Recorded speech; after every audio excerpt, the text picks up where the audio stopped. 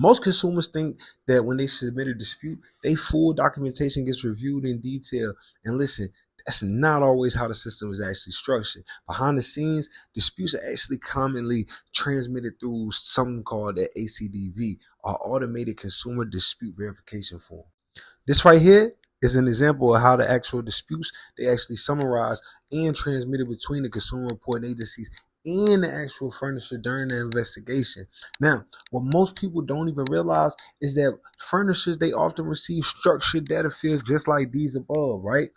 These are not necessarily your actual full narrative.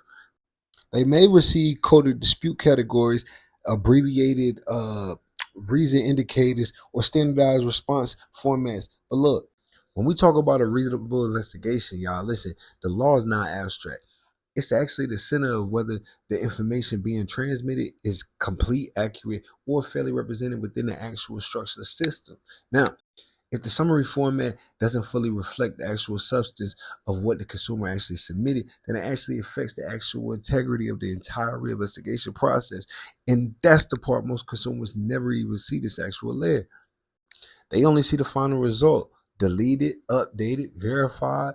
But listen, the data actually transmitted process actually happens behind the scenes. And that's why understanding your actual rights isn't just about memorizing statutory laws and numbers like 1681I or 1681N. It's about actually understanding how the actual information flows. Listen, I do not provide legal advice, and nor do I promise any outcomes. I actually analyze the whole entire structure.